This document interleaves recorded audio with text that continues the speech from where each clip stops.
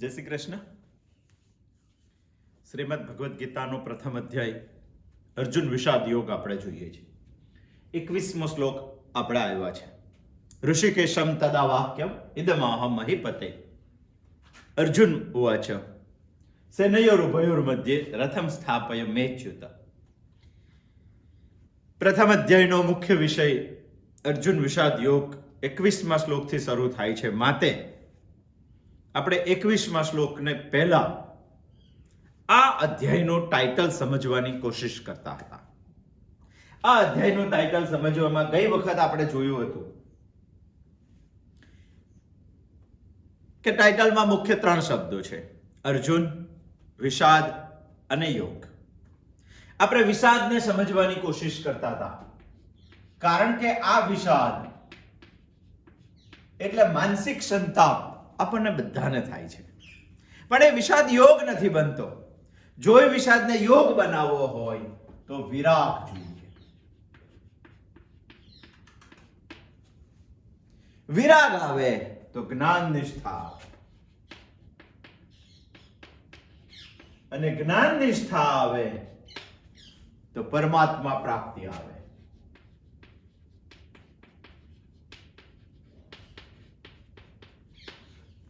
આ સૂત્ર આપણે ગઈ વખત સમજવાની કોશિશ કરી હતી, પરંતુ આપણે સમજવો છે વિષાદ યોગ.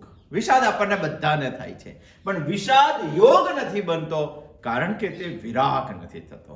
એક મહાન વિરાગનું ચરિત્ર આપણે 20મા શ્લોકમાં પણ જોયું હતું, અને એટલા જ માટે એના માટે શબ્દ વપરાયો છે કપિધ્વજ. હનુમાનજી અર્જુનના રથ ઉપર છે, અને અર્જુનના રથ ઉપર છે એ હનુમાનજીનું વર્ણન આપણે 20મા શ્લોકમાં જોયું હતું. શા માટે? વિરાગ છે એટલે એ જ્ઞાન નિષ્ઠા પણ છે, અને એ ભગવાન રામને પામેલો વ્યક્તિ છે, રામ સુધી પહોંચેલો વ્યક્તિ છે. કારણ કે હનુમાનજીના જીવનમાં પોતાનો સંકલ્પ, આપણને એવું લાગે કે માણસ વિરાગ થઈ જાય પછી જીવી શકે કે ના જીવી શકે. કેમ ના જીવી શકે? જીવેલા જ છે, ચરિત્ર આપણે જોયેલું જ છે. હનુમાનજી એટલા બધા સમર્પિત જીવ છે, એટલા બધા રામના કામ માટે તત્પર છે કે સ્વ સંકલ્પ એમના જીવનમાં છે જ નહીં. પોતાએ કઈ કરવું છે, પોતાની કઈ ઈચ્છા છે, પોતાનો કઈ સંકલ્પ છે, આવું હનુમાનજીના જીવનમાં છે જ નહીં. સ્વ સંકલ્પ છે. તમે કે એવી રીતે જીવાય, કેમ ના જીવાય? ચાલો, આપણો હાથ છે, જમણો હાથ, ચાલો રાઈટ હેન્ડ છે આપણો. આ રાઈટ હેન્ડ નો શું સંકલ્પ છે? ચાલો, શું સંકલ્પ છે? છતાં રોજ કામ કરે છે કે નહીં? સવારે ઉઠીને બ્રશ કરે છે કે નહીં? નાય છે કે નહીં? આપણને સ્નાન કરાવે છે કે નહીં? જમાડે છે કે નહીં? કેટલી બધી ક્રિયાઓ જીવનમાં જે લેફ્ટ હેન્ડને કરવાની છે એના કરતા 90% ક્રિયાઓ આપણે રાઈટ હેન્ડથી કરીએ છીએ. લખીએ છીએ કે નહીં? રાઈટ હેન્ડથી જે ક્રિયાઓ કરીએ છીએ, કોઈ દિવસ હાથને પૂછ્યું છે આપણે કે તારો સંકલ્પ શું છે, તું કરવા શું માંગે છે? એવું કશું? એ શેના માટે જીવે છે? એ આપણા માટે જીવે છે. અહમ બ્રહ્માસ્મિ, આત્મા માટે જીવે છે. અને જે આત્મા માટે જીવે છે, સતત કામ કરે છે, છતાં પણ જેનો કોઈ સંકલ્પ નથી, એક્ઝેક્ટ રામ માટે હનુમાનજી આવા છે. એમના જીવનમાં સંકલ્પ જ રામનો છે. સતત કૃતિશીલ માણસ, અને સતત કૃતિશીલ માણસ છતાં પણ એક પણ સંકલ્પ પોતાનો નહીં. બધા સર્વ સંકલ્પો ભગવાન શ્રી રામના. કેવું જીવન છે? ચાલો, જીવી શકાય કે ના જીવી શકાય? આ સંસારમાં રાગ નથી, છતાં પણ માણસ ભગવાન માટે રાગ નિર્માણ કરીને વિરાગ થયેલા વિરાગમાં પણ જીવી શકે છે. સાતત્યપૂર્ણતાથી, રસપૂર્વક, આનંદથી, હર્ષ સાથે, સુખ સાથે જીવી શકે છે. સમર્પિત જીવ, સંપૂર્ણ સમર્પિત જીવ, સંપૂર્ણ.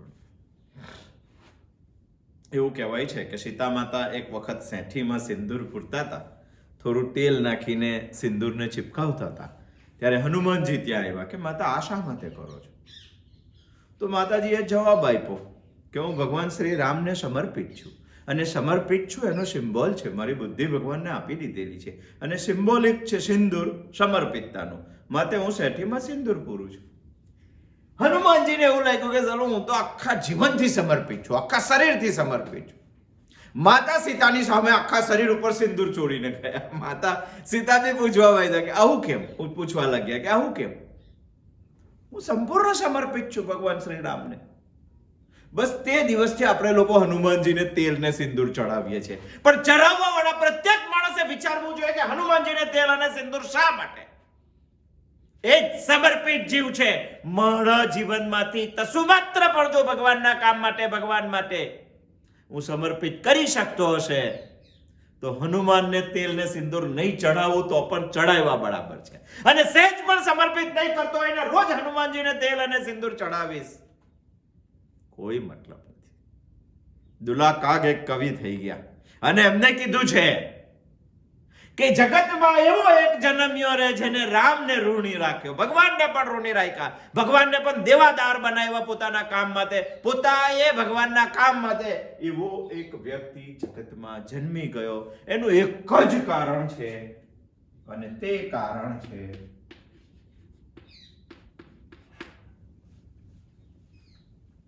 આપણા અંતઃકરણમાં. અંતઃકરણ તો ખબર છે કારણ કે આપણે આગળ વ્યાખ્યા કરી ગયા છે. અંતઃ એટલે અંદર અને કરણ એટલે સાધન, અંદરના સાધન. મન, બુદ્ધિ, અહમ, ચિત્ત જે કહીએ તે અંદરના સાધનો. આપણા અંતઃકરણમાં રાગ છે જ. વસ્તુ, વ્યક્તિ કે પરિસ્થિતિ માટે આપણા અંતઃકરણમાં રાગ છે જ.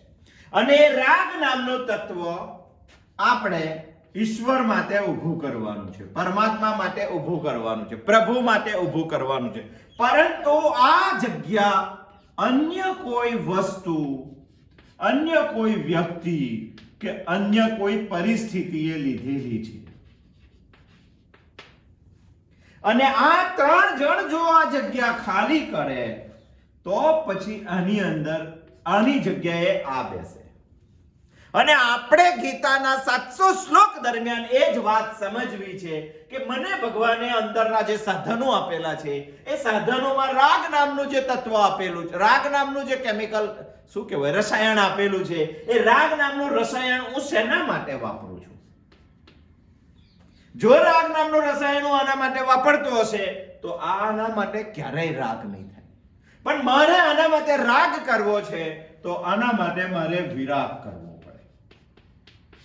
અને વિરાગ કરું તો આ રસાયણ આના માટે વપરાય. બસ ગીતા આપણને આ જ કરાવવા માંગે. પણ ગઈ વખત આપણે જોયું હતું કે આ અને આ બંને જન વિષાદ ઉપર આધારિત છે. આપણા મગજમાં એક વાત ઠીક છે કે વિષાદ એટલે દુઃખ, વિષાદ એટલે માનસિક સંતાપ. ગઈ વખત આપણે એક વાત અધૂરી રાખી હતી કે ભાઈ આ વિષાદ માત્ર દુઃખથી નથી થતો, આ વિષાદ વિચારણાથી પણ થાય છે. એમાં આપણે જોયું હતું કે ભગવાન રામને પણ વિષાદ થયો હતો, નચિકેતાને પણ વિષાદ થયો હતો, ભગવાન બુદ્ધને પણ વિષાદ થયો હતો. પણ એ વિષાદ દુઃખથી હતો નહીં, કારણ કે ત્રણે ત્રણ જણ આપણે જેને દુઃખ કહીએ છીએ એવા દુઃખમાં એ ત્રણે ત્રણ હતા નહીં. ત્રણે ત્રણને સાધન સંપન્ન હતા અને ત્રણે ત્રણ સાધન સંપન્ન હતા છતાં પણ જીવનમાં એમનો વિષાદ યોગ બનેલો છે, વિરાગ દેખાય છે. એનું એક જ કારણ છે, એ વિચારણા કરતા હતા. પ્રશ્ન આપણો ત્યાં અટક્યો હતો કે વિચારણા કઈ આપણે કરવી હોય તો કરી શકાય કે ના કરી શકાય. જો વિષાદ તો આપણા પાસે છે, વિષાદને ખાલી આપણે યોગ બનાવવો છે, જોડવો છે. પણ વિષાદને યોગ બનાવવા માટે, વિષાદને જોડવા માટે કોઈક જગ્યાએ આપણો વિષાદ જોડાઈ ગયેલો છે, એને ત્યાંથી ઉખેડીને બીજી બાજુ જોડવાનો છે. સંસારની વસ્તુઓ, વ્યક્તિઓ અને પરિસ્થિતિઓ સાથે આપણો વિષાદ જોડાયેલો છે અને જે જોડાયેલો છે ત્યાંથી ઉખેડીને આપણે કોઈક જગ્યાએ જોડવાનો છે, પરમાત્મા સાથે જોડવાનો. બસ ગીતા આ જ સાઈન સમજાવે છે. પણ જોડવા માટે અને ઉખેડવા માટે, રાગ અને વિરાગ કરવા માટે માત્ર દુઃખ કારણભૂત નથી. નહીં તો એવા દુઃખો આપણને રોજ થાય છે, પ્રતિ ક્ષણે થાય છે, છતાં પણ યોગ થતો નથી. કેમ? કારણ કે માત્ર દુઃખ જવાબદાર નથી, એના માટે વિચારણા જવાબદાર છે. આપણે 3 પ્રકારના દુઃખો જોયા હતા અને ત્રણે પ્રકારના દુઃખો આપણને વિચારણા આપે છે, પણ થોડીક વિચારણા આપે છે. ગુહ્ય વિચારણા આપવું જોઈએ. અંદરની વિચારણા આપવું જોઈએ, લાંબી વિચારણા આપવી જોઈએ. અને વિચારણા એ મહત્વનો પ્રશ્ન છે. આપણને એવો પ્રશ્ન થાય કે વિચારણા કઈ, જે શ્રીમદ ભગવદ્ ગીતા આપણને આપવાની છે તે આપણે જોઈએ. ચાલો આજે આપણે જોઈએ વિષાદને યોગ બનાવવા માટે, કારણ કે આપણો મુખ્ય વિષય છે અર્જુન વિષાદ યોગ. અને અર્જુન જેવો વિષાદ આપણને થાય કે નહીં, અને વિષાદ આપણને થાય જ છે, તો વિષાદ યોગ કેમ ના બને? કારણ કે આપણી પાસે વિચારણા નથી. તો વિચારણા કઈ, જે શ્રીમદ ભગવદ્ ગીતા બતાવવાની છે. આમ તો ગીતા ઉપનિષદોનો સાર છે. આપણે થોડોક શોર્ટમાં જોઈ લઈએ, ડીપમાં જોવાના છે. આપણે 21મો શ્લોક આવ્યો છે. આપણે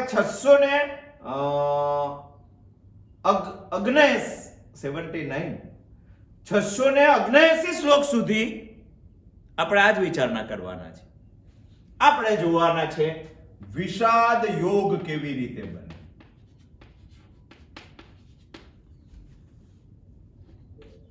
વિષાદ યોગ કેવી રીતે બને, અને વિષાદને યોગ બનાવવા માટે વિચારણા મહત્વની છે.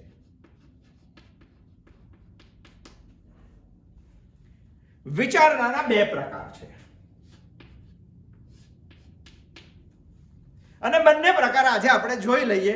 જે શોર્ટમાં જોશું, શ્રીમદ ભગવદ્ ગીતા આપણને દીપમાં જોડાવવાની છે. આવતી વખત આપણે શ્લોક સમજશું, પણ શ્લોકની પૂર્વ ભૂમિકા આજે આપણે સમજીએ છીએ. આ અધ્યાયનું ટાઇટલ અર્જુન વિષાદ યોગ, અને વિષાદ યોગમાં આપણે વિષાદ સમજીએ છીએ. આ વિષાદ યોગ કેમ ના બની શકે? આપણી પાસે તો છે જ. કેમ નથી બની શકતો? કારણ કે વિચારણા નથી. વિચારણા કેવી છે? બે પ્રકારની વિચારણા છે, અને બંને પ્રકારની વિચારણા આજે આપણે જોવાના છે. એક વિચારણા છે મુંડકો ઉપનિષદની અંદર.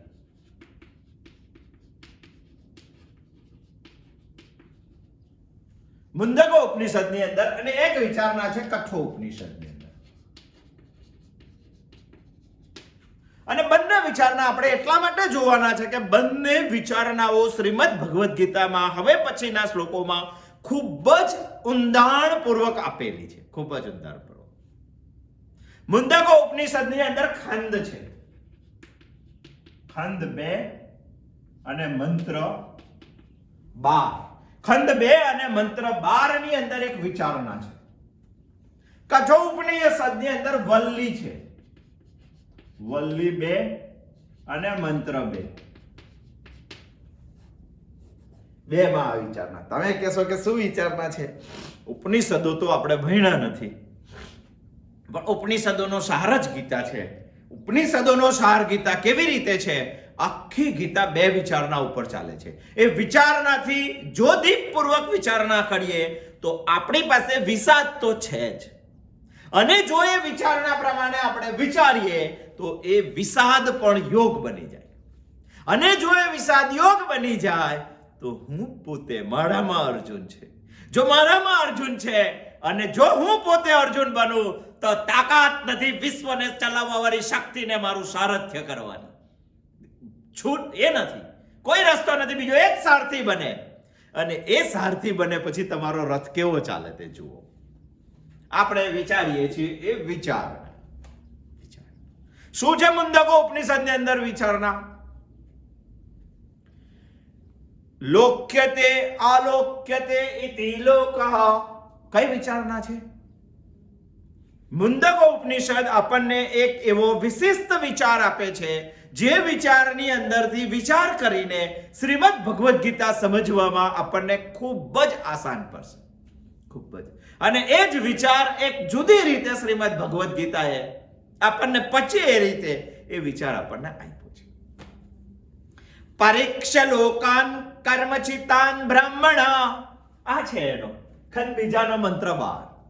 પરીક્ષ લોકાન કર્મચિતાન બ્રાહ્મણ. આ એની પ્રથમ લીટી છે. નિર્ભેદ માયાન નાસ્ત્ય કૃતઃ કૃતાન. આ એની બીજી લીટી છે. આ મંત્રને આપણે થોડોક સમજવાની કોશિશ કરીએ, જેના ઉપર શ્રીમદ ભગવદ્ ગીતાના 6 અધ્યાય છે.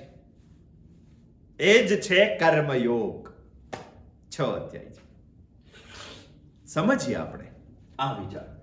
શોર્ટમાં આજે જોઈ લઈએ.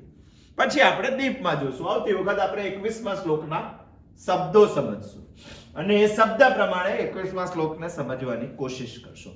પરીક્ષ લોકાન. પ્રશ્ન આપણને એવો ઉભો થાય કે આ એવું કહે છે કે પરીક્ષ લોકાન.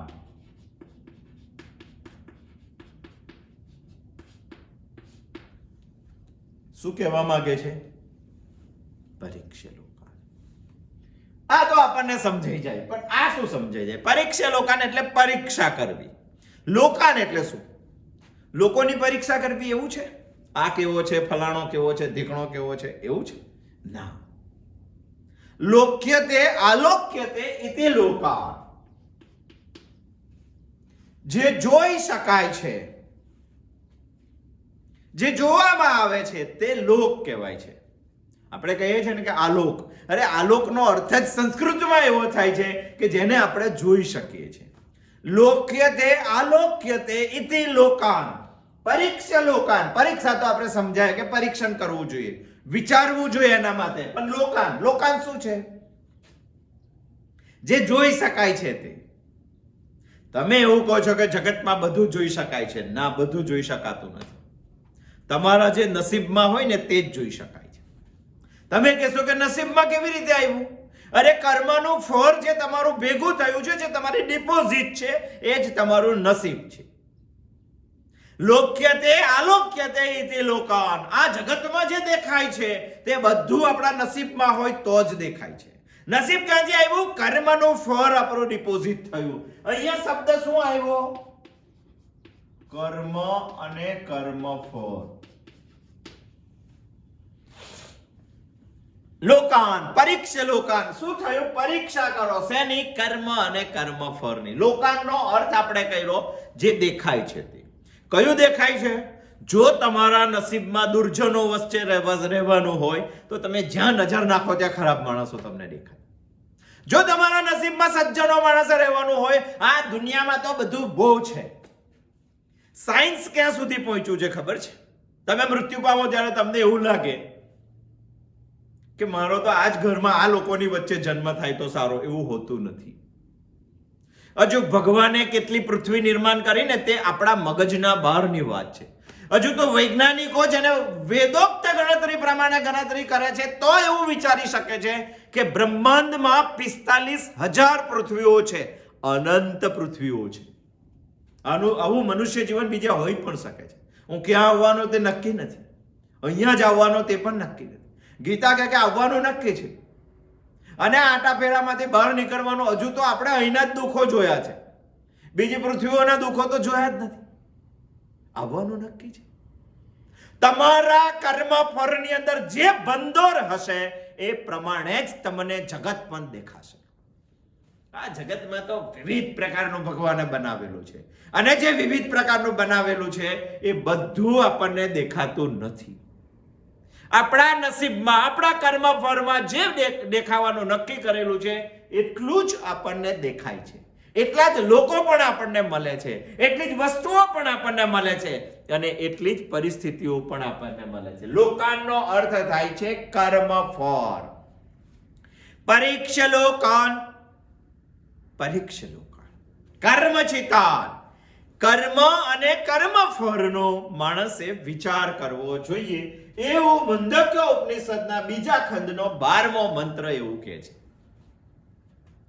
પરીક્ષા કરવી જોઈએ, પરીક્ષણ કરવું જોઈએ. કોણ કરે? બ્રાહ્મણા. પરીક્ષ લોકાન કર્મચિતાન બ્રાહ્મણા. કોણ કરે? જે બ્રહ્મ જિજ્ઞાસુ છે, જેને બ્રહ્મ સુધી પહોંચવું છે, જેને સમજણ મેળવવી છે કે અહમ બ્રહ્માસ્મિ, શાસ્ત્રો શા માટે મને કહે છે, એવી જેને પરિકલ્પના ક્લિયર કરવી છે, એવી સમજણ જેને ક્લિયર કરવી છે, એ વ્યક્તિ પોતાના કર્મો અને કર્મફળનું પરીક્ષણ કરે. પરીક્ષ લોકાન કર્મચિતાન બ્રાહ્મણા. નિર્વેદ માયાન. માયા મુક્ત માણસ થઈ જાય. નાસ્ય કૃત કૃતાન. આ એક વિરાગનો જ મંત્ર મુંડક ઉપનિષદના બીજા ખંડની 12મા મંત્ર આપણને એવું કઈ સૂચન કરે છે. આપણો વિષય છે વિષાદ યોગ શા માટે ના બને. કારણ કે વિષાદ વિરાગમાંથી જન્મતો નથી માટે, વિષાદમાંથી મને વિરાગ નથી તૈયાર થતો એટલા માટે. કેમ વિરાગ નથી થતો? કારણ કે વિષાદ એટલે માત્ર દુઃખ ઉપર આધારિત રાખું છું. વિષાદનો બીજો એક અર્થ થઈ છે માણસે વિચારણા કરવી જોઈએ. વિચારણાના બે પ્રકાર છે, કઠોપનિષદ અને મુંડકો ઉપનિષદ. મુંડકો ઉપનિષદની અંદર આ મંત્ર એવું કહે છે કે માણસે પોતાના કર્મ ફળનું પરીક્ષણ કરવું જોઈએ. ચાલો એને આપણી ભાષામાં આપણે સમજીએ. જેમ કે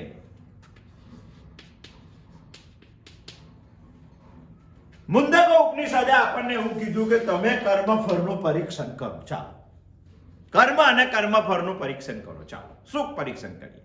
એક એક્ઝામ્પલ આપણે લઈએ. ધન,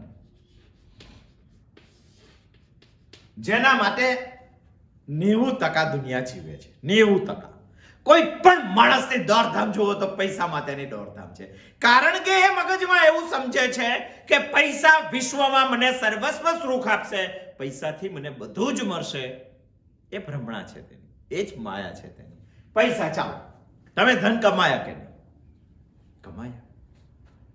કોઈ દિવસ બેસો ઘરે અને પરીક્ષા લોકાન કર્મ જીતાન, કર્મ અને કર્મ ફળનું પરીક્ષણ કરો. તમારા બેંક બેલેન્સની અંદર સમજો કે જિંદગીભર મહેનત કરીને 2 કરોડ રૂપિયા જમા થયા છે. ધનનો જ વિચાર કરીએ અને 2 કરોડ રૂપિયા જમા થયા છે તો પરીક્ષા લોકાન, મુંડકો ઉપનિષદ કહે છે એ પ્રમાણે પરીક્ષા લોકાન એક વિચારણા છે અને એ વિચારણાનો તમે વિચાર કરો કે મારી પાસે 2 કરોડ રૂપિયા છે, હવે મને કોઈ ચિંતા નથી, કોઈ મને દુઃખ નથી, બધા જ મને સુખ મળશે. અને 2 કરોડ રૂપિયા તમે બેંકમાં મૂક્યા. તમારી પાસે એટીએમ કાર્ડ છે. ખૂબ મહેનત કરી, ઉનાળાનો તાપ નથી જોયો, શિયાળાની ઠંડી નથી જોઈ, ચોમાસાનો વરસાદ નથી જોયો અને તમે સખત મહેનત કરી અને સખત મહેનત કરી તો કોઈક દિવસ ઘેર બેસીને વિચારો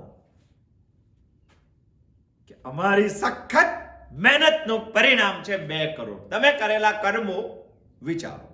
પરીક્ષા લોકાન, મુંડકો ઉપનિષદ એ કહે છે કરેલા કર્મોનો વિચાર કરો કે તમે 22 વર્ષથી કમાવાની શરૂઆત કરી હતી, આજે તમને 62 વર્ષ થયા છે, 40 વર્ષ સુધી સખત મહેનત કરી. જિંદગીના 40 વર્ષ કેટલી અમૂલ્ય છે તે વિચારો. અને સખત મહેનત કરી ત્યારે તમે 2 કરોડ રૂપિયા ભેગા કરી શક્યા છો. 2 કરોડ રૂપિયા એટલે તે જમાનાની વાત કરીએ, બહુ મોટી વસ્તુ થઈ. આજના જમાનામાં તમને બેંક બેલેન્સ છે, પૂરતું છે, મજા આવી જાય. પણ જે એ પૈસા માટે કરેલા કામો છે એને યાદ કરો. ટિફિન હતું, પૂરતું ખાધું નથી. પત્ની હતી, શાંતિથી બેઠા નથી. પુત્રો હતા, શાંતિથી તેની સાથે રમી શક્યા નથી. બીજું કશું ધ્યાન નથી આપ્યું, કારણ કે પૈસા કમાવા હતા. એક જ વિચાર કરો, બહુ સનાતન સત્ય પૃથ્વી ઉપરની બેઠક પરની વાત શ્રીમદ ભગવદ ગીતા કરે છે. આવા તો 1000 વિચારો કરવાની આપણને જરૂર છે. કારણ કે વિષાદને યોગ બનાવવા માટે એક વસ્તુ છે, વિચારણા થવી જોઈએ. અને વિચારણાના 2 ભાગ છે. એમાંનો એક મુંડકો ઉપનિષદ કહે છે કે વિચારણા માણસે કર્મ અને કર્મ ફળની કરવી જોઈએ. તમે ભેગા કરેલા 2 કરોડ રૂપિયા તમારું ફળ છે અને 2 કરોડ માટે 40 વર્ષ સુધી મહેનત કરેલી. કોઈ દિવસ ઓટલા ઉપર બેસીને કે તમારી રેલિંગ ચેર હોય તો તેના ઉપર બેસીને વિચાર કરો કે આ પૈસા ભેગા કરવા માટે મેં શું કરેલું છે. વિચાર કરો. એ જ છે પરીક્ષા લોકાન કર્મ ચિતાન. અને કોણ વિચાર કરે? અને જેને આ જગતમાં જ ખલાસ થવું છે ને બીજું કઈ આગળનું કશું કરવું નથી, ફરી ફરી આટા પેડા મારવા છે, એને વિચાર કરવાની જરૂર નથી. બ્રહ્મણા, જેને બ્રહ્મનો વિચાર કરવાનો છે તે આના માટે વિચાર કરે. શું વિચાર કરે? તમને બેંકે ઓફર કરી કે ભાઈ તમને એટીએમ કાર્ડ મળે છે, લઈ જાઓ. તમે એટીએમ કાર્ડ લાવ્યો, બેંકમાં જવું ના પડે. હવે ઉંમર બી 62 વર્ષની થઈ છે, જવું ના પડે. અને કોઈક દિવસ મોબાઈલમાં કઈ આમ તેમ આતા મારતા હતા અને કોઈકે તમને કંઈક પૂછ્યું. હવે બધા દાખલા બી એવા બને છે, એટીએમ થી તમારો પાસવર્ડ કોઈએ લઈ લીધો અને પાસવર્ડ લઈને 2 કરોડ રૂપિયા કોઈએ ઉપાડ લીધા ખાતામાંથી. તો ચાલો શું કરશો? શું કરો? પહેલાના જમાનામાં ધન ઘેર ભેગું કરી રાખ્યું, રાત્રે ચોર આવ્યા અને ચોરી ગયા. 40 વર્ષની મહેનત માણસની એક જ મિનિટમાં જતી રહે છે. કર્મફળનો વિચાર કરો. 40 વર્ષ અમૂલ્ય જિંદગી ખર્ચીને માણસે જે ભેગું કરેલું છે એનામાં તાકાત છે આપણને એકલું સુખ આપવાની, શાશ્વત સુખ આપવાની તાકાત છે આનામાં. પરીક્ષા લોકાન, માણસે વિચાર કરવો જોઈએ કે મેં કરેલા કર્મોનું ફળ અત્યારે જો મારી પાસે હોય તો એ ફળમાં તાકાત છે મને છોડીને નહીં જવાની, એ ફળમાં તાકાત છે મને દુઃખ નહીં આપવાની, એ ફળમાં તાકાત છે મને દુઃખ મિશ્રિત સુખ નહીં આપવાની, એ ફળમાં તાકાત છે મને શાશ્વત સુખ આપવાની. આ તો તમને એક ફળ કીધું, આવા 1000 ફળો તમારા પાસે છે. અને 1000 ફળો તમારા પાસે હોય તો 1000 ફળ ઉપર એક દિવસ બેસીને વિચાર કરો કે આ મેળવવા માટે મેં શું કર્યું. જિંદગીનો અમૂલ્ય સમય અહીંથી જવાનું નક્કી છે, તમારું મારું બધાનું છે. ક્યારે જવાનું તે ખબર નથી, અને જવાનું નક્કી હોય તો જે માણસ જવાનો હોય એના 2 દિવસનો વ્યવહાર પણ એવો હોય છે કે જાણે એને ખબર પડી ગઈ કે પરમ દિવસે મારે જવાનું છે. જો આપણું પણ આવશે તો આપણને ખબર પડે તો એક ઓફર ભગવાનને કરવી જોઈએ કે ભગવાન જિંદગી ભર કમાયેલું ધન તને આપું છું, મને 1 સેકન્ડ વધારે જીવવા માટે આપ. નો, નથી હોતું એવું. અને 1 સેકન્ડ પણ જો વધારે જીવવા ના મળતી હોય તમારા નક્કી કરેલા આયુષ્ય કરતા વધારે, તો સમજો જિંદગી કેટલી અમૂલ્ય છે. હિમાલય જેટલું ધન તમે ભગવાનને આપવા તૈયાર થશો તો પણ એક ક્ષણ કહું છું તમને, એક ક્ષણ, મિનિટનો 60મો ભાગ એ પણ તમને વધારે જીવવા મળવાની નથી. અને જે ધન માટે 40 વર્ષ ખર્ચ્યા અને છતાં પણ તે ધન શોધી જુઓ, કોઈની પાસે એવા પૈસા છે જે તેને દુઃખ ના આપે, કોઈની પાસે એવા પૈસા છે જેને કાયમ સુખ આપે, અને કોઈની પાસે એવા પૈસા છે તો જિંદગી આના માટે માણસો ખર્ચી નાખે છે. માટે આપણે આનો વિચાર કરીએ. બાકી આવા 1000 ફળ આપણી પાસે છે, અને 1000 ફળ માટે કરેલા અબજો કર્મો આપણી પાસે છે, અને અબજો કર્મો આપણા સ્મૃતિ પટલ ઉપર હોય જ છે. મુંડકો ઉપનિષદ એવું કહે છે કે પરીક્ષા લોકાન કર્મચિતાન બ્રહ્મણઃ, જેને કંઈક આગળ વધવું છે, અંદર રહેલા બ્રહ્મ તત્વને જેને જાણવું છે, એને પોતે કરેલા કર્મો અને કર્મફળનો વિચાર કરવો જોઈએ. અને આ વિચાર કરાવવા માટે શ્રીમદ ભગવદ્ ગીતા કર્મ ઉપર 6 અધ્યાય કે છે. કર્મયોગ. અને જો વિચાર કરીએ તો જગતના નાથની પણ તાકાત નથી કે આપણા વિષાદને યોગ ના બનવા દે. આપણે વિચાર કરીએ છીએ વિષાદ યોગ, અર્જુન વિષાદ યોગ, અને અર્જુન વિષાદ યોગનો જો વિચાર કરતા હોય તો ગીતા એના માટે હવે પછી આપણને એક વિચારણા આપવાની છે. પરીક્ષ્ય લોકાન કર્મચિતાન બ્રાહ્મણઃ. એવું કોઈ ધન છે, બેસીને વિચાર તો કરો, જેના માટે માણસ જીવે છે તે. આ પણ દુઃખ આપવાનું છે. સુખ આપશે, દુઃખ સાથે સુખ આપશે. એનામાં તાકાત નથી ઘટે ના એવું સુખ આપવાનું. તો પછી શું કરવાનું? અને તો પછી અમૂલ્ય જીવન મેં એને આપી દીધું. નહીં આપવાનું એવું નથી કહેતા. જીવનનો કોઈ નિશ્ચિત ધ્યેય હતો જેના માટે ભગવાને મને અહીંયા મોકલ્યો છે, આ મેળવવાનું, પણ એની સાથે પેલું નહીં ભૂલવાનું. એને યાદ કરાવવા માટે શ્રીમદ ભગવદ્ ગીતા છે. આ તો એક ફળ આપણે વિચાર્યું, બીજું પણ ફળ છે. ચાલો, ખુરશી મરે તો બેઠા પછી વિચારવાનું કે કેટલા લોકોના દરવાજા ઉપર વોટ માંગવા ગયો ત્યારે આ ખુરશી પર બેઠો છે. અને ખુરશી જાય ત્યારે પણ વિચારવાનું કે આ જવાની છે એક દારો. અને જે લોકોને ખુરશી મરેલી છે તેમને પણ મળો, અને જેની ખુરશી ગયેલી છે તેને પણ મળો. તફાવત શોધો જીવનમાં. તો મરી ગયા પછીનો વિચાર, કર્મ અને કર્મફળનો આ ક્યારેય તકવાની નથી.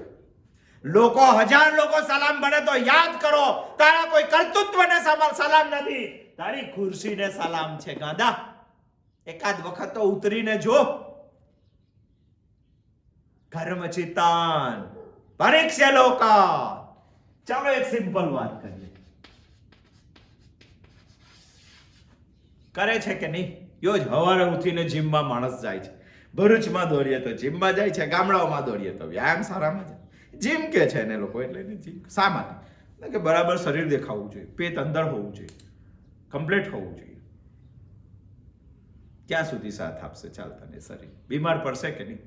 જેના માટે નહીં કરવાનું એવું નથી કહેતો, પણ એક જીવનનું સર્વસ્વ નથી, એક જીવનનું અંતિમ ધ્યેય નથી. એક જીવનમાં શાશ્વત સુખ આપી શકવાનું નથી અને નથી આપી શકવાનું તો એના માટે સવારના 1 કલાક આપે તો 10 મિનિટ ગીતા માટે પણ આપવી જોઈએ. એ નથી ખબર પડતી માણસ. આ જ શરીર, ચાલો કોઈએ સખત કસરત કરી, વર્લ્ડ રેકોર્ડ બનાવ્યો, એ માણસ બીમાર નથી પડતો, એ માણસ શરીર નથી છોડતો, એને શરીર ક્યારેય દુઃખ નથી આપતું, એને અહીંથી જવાનું નથી, એને શરીર છોડવાનું નથી. પરીક્ષ્ય લોકાન કર્મચિત્તાન બ્રાહ્મણાઃ, મુંડકોપનિષદ કે એ જ આપણને શ્રીમદ ભગવદ્ ગીતા કહે છે. પરંતુ આપણને પ્રશ્ન છે કે મારો વિષાદ યોગ કેમ ના બને? આપણે ભણીએ છીએ અર્જુન વિષાદ યોગ, શરૂ થાય છે 21મા શ્લોકથી, અને અર્જુન વિષાદ યોગમાં આપણી પાસે વિષાદ તો છે, યોગ નથી બનતો, કારણ કે આપણી પાસે વિચારના નથી. અને વિચારનામાં પણ આ વિચારના નથી. તમે કહેશો કે શું ગાંધી વાતો કરો છો? અરે કેમ ગાંધી વાતો? આ જ વિચારણા કરવા. યમરાજા અને નચિકેતા માટે એક વખત સંવાદ થયો. શું સંવાદ થયો તો ખબર છે? કઠોપનિષદના વર્ણન છે. યમરાજા નચિકેતાને આ વસ્તુ કહે છે, આ વસ્તુ કહે છે, અરે ત્રિલોકનું શાસન કહે છે, સ્વર્ગની અપ્સરાઓ કહે છે, ધનનો મેરુ પર્વત કહે છે. નહીં, મને આ ન જોઈએ, મને આત્મજ્ઞાન જોઈએ. હું છું, આથી જવાનો છું, શું કરીને જવાનો છું, મને એ જ્ઞાન જોઈએ. સંવાદમાં નચિકેતા અને યમરાજા વિશે ચર્ચા થાય છે, કર્મફળોની ચર્ચા થાય છે, અને જ્યારે કર્મફળોની ચર્ચા થાય છે ત્યારે યમરાજાનો એક શબ્દ છે, બહુ ધ્યાનમાં લેવો છે, પરીક્ષા લોકા, વિચારવા જેવું છે. શું કહે છે યમરાજા? જાનામી અહમ સેવાધી. સેવાધીનો અર્થ થાય છે કર્મફળોનો ખજાનો. માણસે જે કામ કરેલું પછી જે બચાવેલું છે, એ બચાવેલું છે, એ અધી ભેગું થયેલું છે, એવો એક ખજાનો. જાનામી અહમ કર્મ, જાનામી અહમ સેવાધી. યમરાજા શું કહે છે? જે ભગવાન પાસે છે, ત્રિલોકના નાથ પાસે છે, જે બ્રહ્માંડને ચલાવવા વાળી શક્તિ છે, એની પાસે કર્મના ફળનો ખજાનો છે. અને એ કર્મના ફળનો ખજાનો છે તેને હું જાણું છું. એક કર્મફળ નહીં, આ એક પૃથ્વીના માણસોનું કર્મફળ નહીં, બ્રહ્માંડમાં જીવવા વાળા પ્રત્યેક જીવના કર્મોનો ફળો આ બ્રહ્માંડને ચલાવવા વાળી એક શક્તિ પાસે ખજાનો છે. અને કઠોપનિષદની અંદર યમરાજા એવું કહે છે કે હું જાણું છું એ ખજાને. અહમ જાનામી સેવાધી અનિત્યમ ઇતિ. તમારા મારા ખજાનાની વાત નથી. આ બ્રહ્માંડમાં જેટલી પૃથ્વી છે અને પૃથ્વી ઉપર જેટલા જીવ માત્રો છે, એ જીવ માત્રોના કરેલા કર્મોના ફળોનો એક જગ્યાએ ખજાનો છે, અને એ વિશ્વપતિ પાસે જે ખજાનો છે, યમરાજા એવો દાવો કરે છે કે હું તેને જાણું છું. અહમ જાનામી સેવાધી, હું તે કર્મ ફળને જાણું છું, પરંતુ એટલું યાદ રાખ કે એ ખજાનામાં અનિત્યમ ઇતિ, બધા જ અનિત્ય છે. હવે તમે કયું કર્મફળ વિચારો છો? એક પણ કર્મફળ નિત્ય નથી, અને એક પણ કર્મફળ નિત્ય નથી, તો મારે એવું કયું કર્મ કરવું જોઈએ? ગુજરાતીમાં કહેવત છે કે કુવામાં હોય તો હવાડામાં આવે ને. એક ખજાનામાં જ નથી કોઈ નિત્ય કર્મ, નિત્ય ફળ, તો તમારા પાસે કેવી રીતે આવશે નિત્ય ફળ? બસ આ જ વિચારણા આપણે મુંડકોપનિષદ કહે છે કે તમે તમારા કર્મ અને કર્મફળ માટે વિચારણા કરો. તમે કહેશો કે એવી વિચારણા તો કોણ કરે? એવી વિચારણા એક વ્યક્તિએ કરી, જેને આપણે લૂંટાળો કહેતા. વાર્તા ખબર છે કે નહીં? જંગલમાં બધાને લૂંટી લેતો હતો. એની પાસે તબ્બલ હતી, એની પાસે ભાલો હતો, અને બધાને જંગલમાં જે જાય તેને લૂંટી લેતા હતા, અને જે જાય તેને લૂંટી લેતા હતા. એમાં એમને એક વખત નારદ મુનિ આવ્યા, અને નારદ મુનિને પણ કહી દીધું કે તારી પાસે જે હોય તે આપી દે. આ વાર્તા મને ખબર છે. નારદ મુનિએ કીધું કે ભાઈ મારી પાસે તો કઈ છે નહીં. નારદ મુનિ એક એવો વ્યક્તિ છે કે ત્રિલોકમાં એને કોઈની બીક નહીં, ગમે ત્યાં જાય માણસ, નિર્ભય માણસ, ભગવાનનું નામ લેવા વાળો માણસ. વાલિયાની એને શું બીક લાગી હતી? કોઈ બીક નહીં. વાલિયો એને ગભરાવે. એ તો રાવણના દરબારમાં જાય, અને એ તો વિષ્ણુના દરબારમાં જાય, અને એ તો ઇન્દ્રના દરબારમાં જાય, અને કોઈની બીક નહીં, બધે જ જાય. અને વાલિયા લુધારા પાસે નારદજી આવ્યા. આપણને એટલી જ વાર્તા ખબર છે કે નારદ મુનિએ વાલિયાને એવું કીધું કે તું તારા ઘેર જઈને પૂછી આવ, આ જે કર્મો કરે છે એના ફળમાં ભાગીદાર રહેશે. તું શું વાલિયો એટલો ગાંડો હશે? એવું નહીં કીધું હોય. આટલી જ ચર્ચા થઈ હશે. અને હું કહું કે તે કાળના વાલિયા હાથે ચર્ચા થઈ 10,000 વર્ષ પહેલા, તો આજના કોઈ વાલિયાએ નહીં વિચારવું જોઈએ? ચાલો, તમે કોઈ ખોટું કામ કરો છો, તમારા પોતાના માટે કરો છો, તો જેના માટે કરો છો તે લોકો આમાં ભાગ લેશે? લેશે. પરીક્ષ લોકાન કર્મચિતાન બ્રાહ્મણા. વિચાર કરવો જોઈએ માણસે કે હું જે કામ કરું છું એ ભોગવવાનું છે. અને ખરેખર વાલીઓ પૂછવા બી ગયો,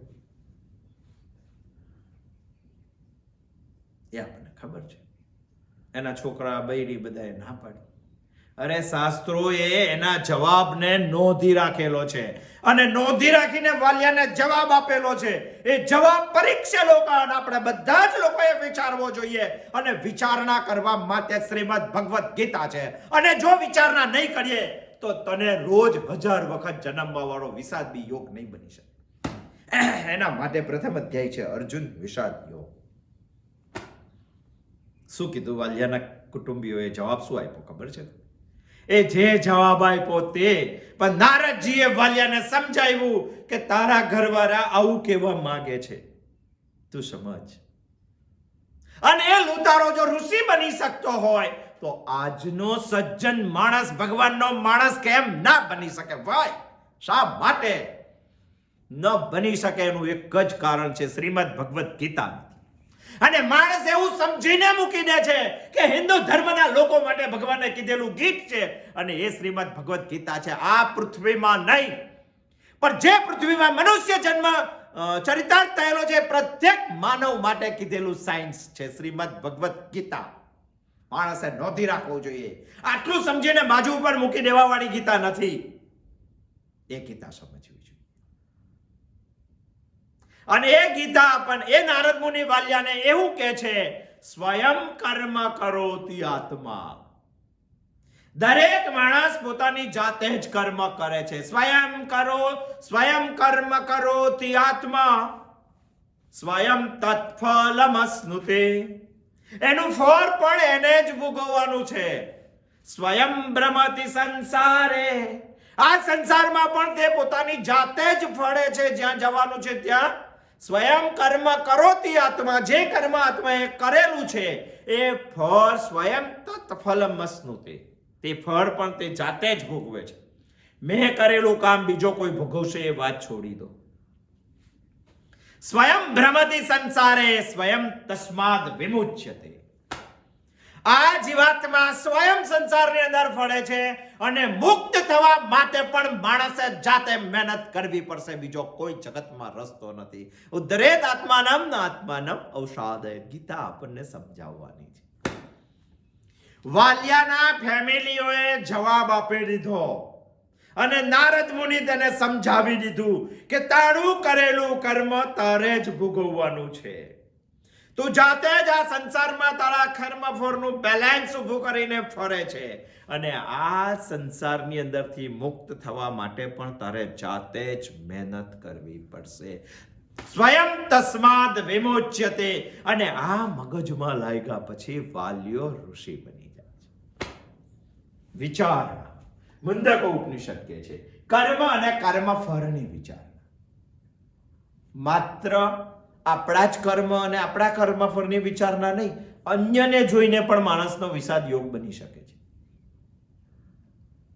અને અન્યનું કેવી રીતે જોવાનું? નચિકેતા ચાલો યમરાજા સાથે સંવાદ કર. કેમ? એના પિતાનું કર્મ એને જોયું. જે નકામી ગાયો દાનમાં આપતા હતા, એના પિતાનું કર્મ એને જોયું, અને એના પિતાના કર્મને જોયા પછી એના પિતાએ કીધું કે જા મર. અને યમરાજા પાસે પહોંચે છે, ત્યાં સંવાદ કરે છે, આત્મજ્ઞાનની માગણી કરે છે, નાશવંત વસ્તુઓ અને શાશ્વત વસ્તુઓનો વિચાર કરે છે. અને વિચાર કર્યા, નચિકેતાને કોઈ દુઃખ નહોતું. નચિકેતાને પોતાના કર્મની કોઈ વિચારણા નથી, અન્યના કર્મના વિચારણા કરે. ભગવાન બુદ્ધ, આપણે ગઈ વખત જોયું હતું, સિદ્ધાર્થ યશોધરા અને રાહુલને છોડે છે. યશોધરા અને રાહુલ માટે એને વિરાગ થાય છે અને ભગવાન માટે એને રાગ થાય છે. શા માટે? અરે રાજકુમાર એક દિવસ નગરમાં નીકળે છે ત્યારે તો કોઈ બીમાર માણસને જોઈએ છે, કોઈ વૃદ્ધ માણસને જોવે છે, લાકડીના ટેકે ટેકે ચાલે છે અને કોઈની નનામી જાય છે. આના ઉપર વિચાર ના કરે છે કે માણસ આખી જિંદગી જીવે છે ને બંધાઈને જતું રહેવાનું, તો આવ્યો શા માટે? અને આ શરીર જે ભગવાન આપ્યું તે બીમાર પણ પડી શકે છે.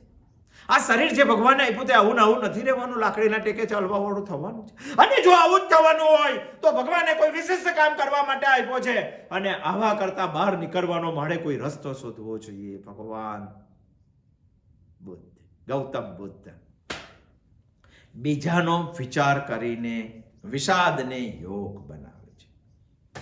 વિચાર, એક વિચારના આપણે જોઈએ, આપણે બે વિચારના જોવાના, અને બે વિચારના એટલા માટે જોવાના છે કે આપણો વિષાદ યોગ બનવો જોઈએ. અને એમાંની એક વિચારના આપણે જોઈ કઠોપનિષદ, બીજી એક વિચારના છે, એક વિચારના જોઈ મુંડકો ઉપનિષદ, સુવિચારના જોઈ કર્મ અને કર્મફળનો માણસે વિચાર કરવો જોઈએ, જેને બ્રહ્મ જાણવું છે તેને. બીજી એક વિચારના છે કઠોપનિષદની. કઠોપનિષદની શું વિચારણા છે? કઠોપનિષદની બીજી વલ્લી, ત્યાં વલ્લી કહેવામાં આવે છે, બીજી વલ્લીના બીજા મંત્રની અંદર એક મંત્ર છે, બહુ સુંદર હોય. કઠોપનિષદ તો વાંચો. શ્રેયશ્ચ પ્રેયશ્ચ મનુષ્યમેતા તૌ સંવરિત્ય વિવિનક્તિ ધીરઃ. શું કહેવામાં છે? શ્રેયશ્ચ પ્રેયશ્ચ મનુષ્યમેત, મનુષ્ય માત્રને શ્રેય અને પ્રેય પ્રતિ ક્ષણે મળે છે. આ બંને મિશ્રણ આપણા પાસે આવે છે. આ શું કહે છે? કર્મ અને કર્મફળનો વિચાર કરો. આ શું કહે છે? શ્રેયશ્ચ પ્રેયશ્ચ મનુષ્યમેત તૌ સંવરિત્ય વિવિનક્તિ ધીરઃ. કઠોપનિષદનો બીજી વલ્લીનો બીજો મંત્ર એવું કહે છે કે શ્રેય અને પ્રેયનું મિશ્રણ પ્રતિ ક્ષણે માણસની નજીક આવે છે, પ્રતિ ક્ષણે માણસ પાસે આવે છે. અને એવું મિશ્રણ છે કે માણસ તેને સમજી શકતો નથી કે મારે આ કરવું જોઈએ કે આ કરવું જોઈએ. બહુ ધીર માણસ હોય તો આને પસંદ કરે, અને ગાંડો માણસ હોય, જે બુદ્ધુ માણસ હોય તો આને પસંદ કરે. એવું કઠોપનિષદ કહે છે. આપણે શું કરવું જોઈએ? આપણે ધીર બનવું છે કે બુદ્ધુ બનવું છે? ધીર એટલે બુદ્ધિમાન, અને બુદ્ધુ એટલે બુદ્ધિ વગરનો, અબુદ્ધ. જે બુદ્ધ નથી તે બુદ્ધુ. અને આવો જે છે જેને આપણે ધ કહીએ છીએ ગુજરાતી.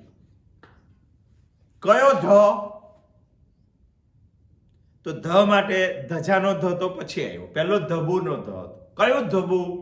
તે ધબુ એને કહેવાય, ગામડામાં છોકરાઓ પેલું તાકવાનું રમતા હતા, તાકવા માટે એક ધબુ હોય, અને ધબુ નાખે ને જ્યાં નાખે ત્યાં જ પડી રહે.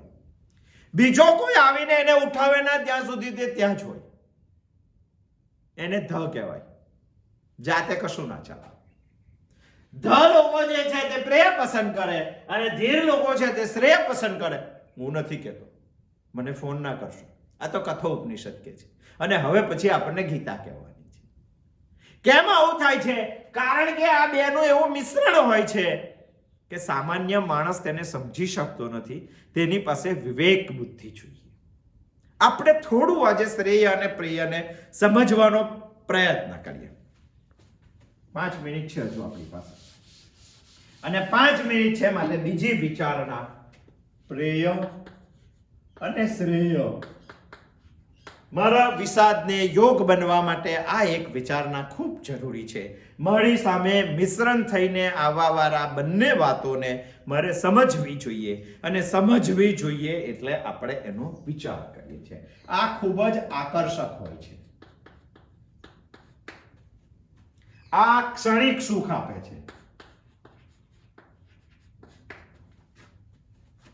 આનો માણસને ખેંચાણ થાય છે,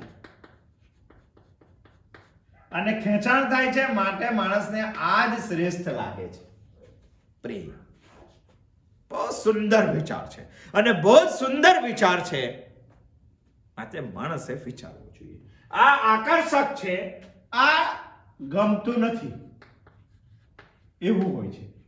મતલબ કે આ આકર્ષક હોતું નથી જેને આપણે સમજીએ છીએ. આ શાશ્વત સુખ આપે છે, આ ક્ષણિક સુખ આપે છે, આ શાશ્વત સુખ આપે છે. આ સુખકારક છે, આ કલ્યાણકારક છે.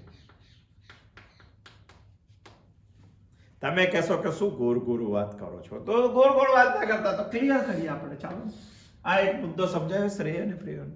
એટલું મિશ્રણ હોય છે કે માણસ એને અલગ નથી પાડી શકતો, અને અલગ નથી પાડી શકતો માટે કઠોપનિષદ એવું કહે છે કે ધીર માણસ જ શ્રેયને પસંદ કરે છે. બાકી જે બુદ્ધુ માણસ છે તે તો પ્રેયમાં જ અટવાયા કરે છે, જેની પાસે વિવેક બુદ્ધિ નથી થઈ. તમે કહેશો કે શું છો, ચાલો એક એક્ઝામ્પલ લઈએ. મીઠાઈ, આ બધા ગુણો એને લાગુ પડે, બધા જ ગુણો. અને ડાયાબિટીસની દવા, આ બધા ગુણો એને લાગુ પડે. દવા કોને ગમે, ચાલો, પણ તમે આ જ ખાયા કરો તો ડાયાબિટીસ થાય, ડાયાબિટીસ થાય તો દવા લેવી જ પડે. એ અત્યારે આપણા માટે કલ્યાણકારક છે, શાશ્વત સુખ આપે એવું નથી કહેતા, પણ આ દુઃખમાંથી તો મુક્તિ આપે. આ તો એક્ઝામ્પલ કહું છું, અને સંસારનું એક્ઝામ્પલ થોડુંક આવું હોય છે.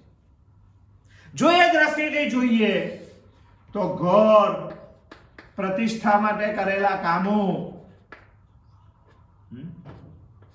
પત્ની, પુત્ર, ધન, સંપત્તિ, આ બધું જ આમાં આવે. તો આમાં શું આવે? આમાં જપ, તપ, સ્વાધ્યાય, ભજન, ચિંતન, આ બધું આમાં આવે. હવે તમે વિચાર કરો, દવા કોને લેવી ગમે, આ બધું કરવું કોને ગમે? આ તો સંસારમાં સારું દેખાય એટલે ના મને કમ અને પણ થોડું કરીએ છીએ આપણે. બાકી આના માટે કોનું મન ખેંચાય, આના માટે કોનું ના ખેંચાય? ચાલો, કોનું ના ખેંચાય? તમે કહેશો કે હજુ ના સમજાયું. ચાલો એના માટે એક એક્ઝામ્પલ લઈએ. એક છે ચની બોર અને એક છે નારિયેળ.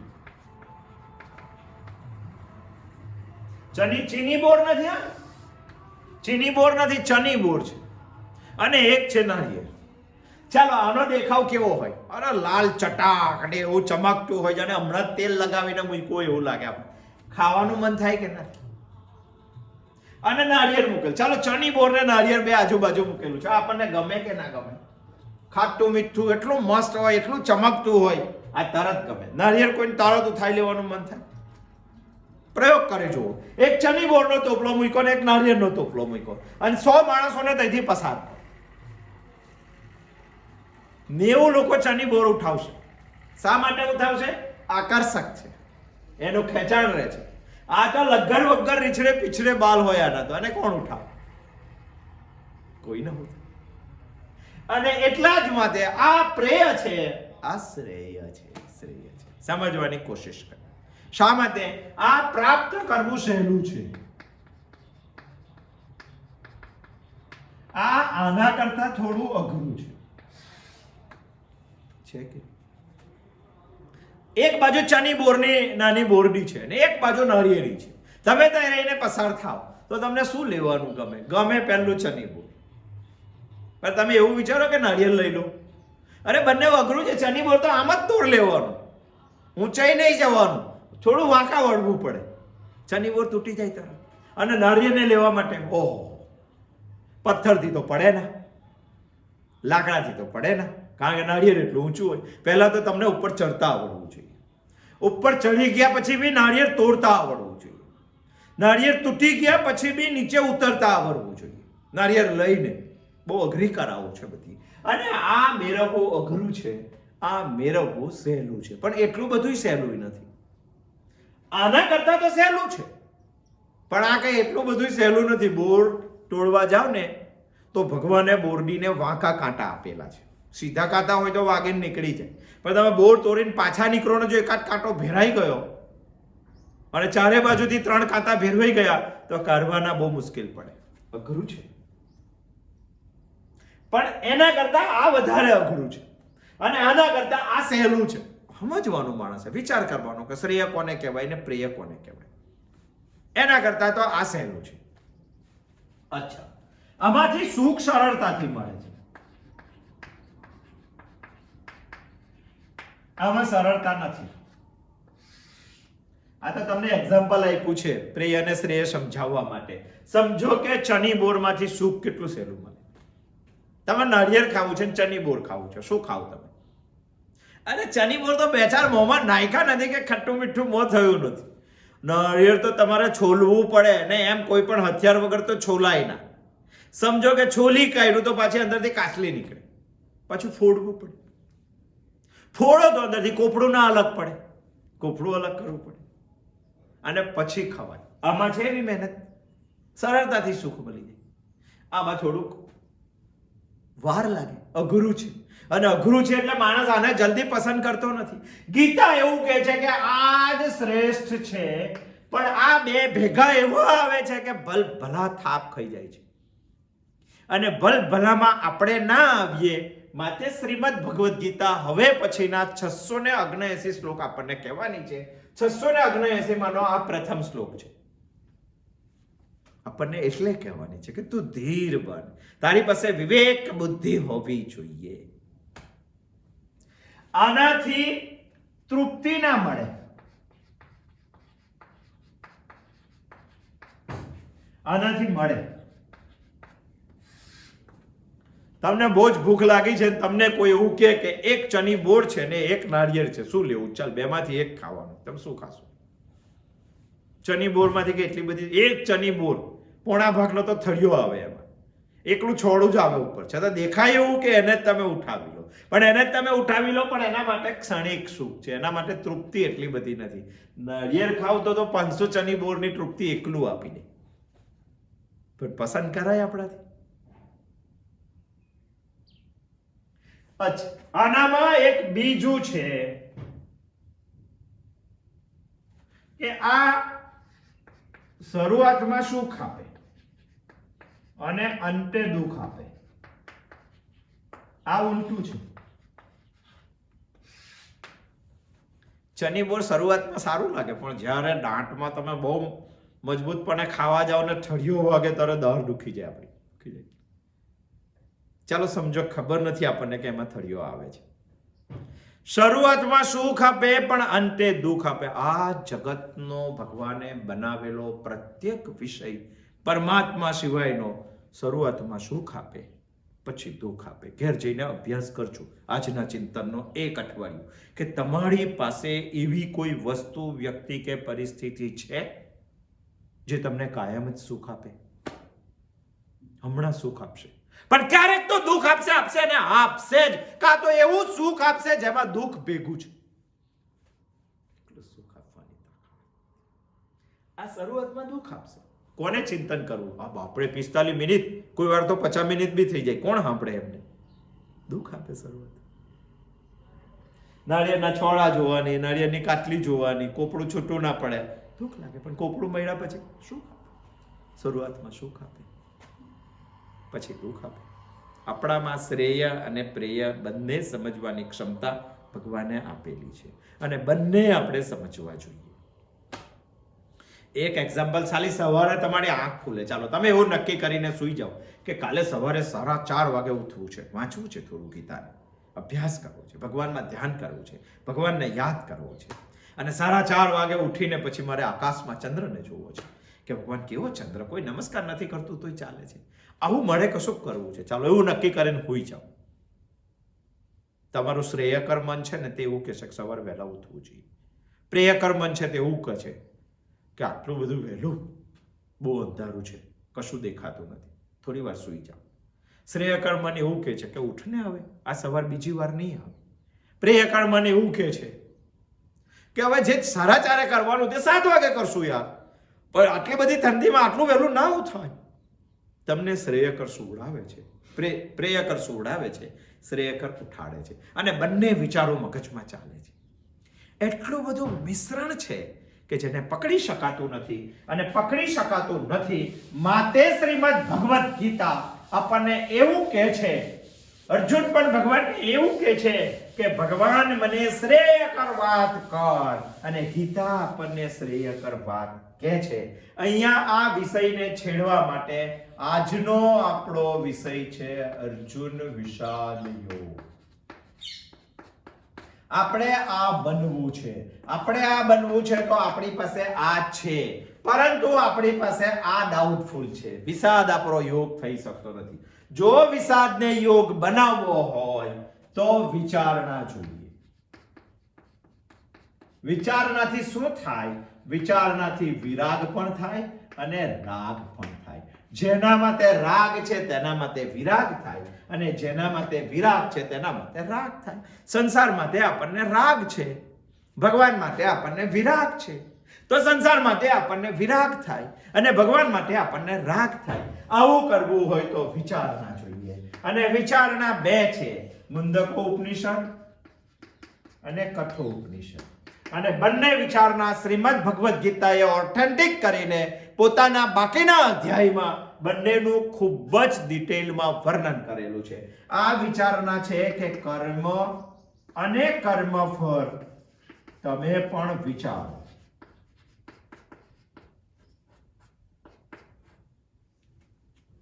બરાબર? અહીંયા કહે છે કે તમે શ્રેય અને પ્રેયનો વિચાર કરો. એના માટે તમને જોઈએ વિવેક બુદ્ધિ, અને વિવેક બુદ્ધિ તમને શ્રીમદ ભગવદ્ ગીતા વગર શક્ય નથી. આટલું આપણે જોયું. અર્જુન વિષાદ યોગને આપણે સમજ્યા. આપણા વિષાદને આપણે યોગ બનાવશું. યોગ બનાવીને આપણે આગળ લઈ જવો છે. હવે આપણે આવતી વખતે 33માં ચિંતનમાં જોશું ઋષિકેશમ તદા વાક્યમ ઇદમાહ મહીપતે. જય શ્રી કૃષ્ણ.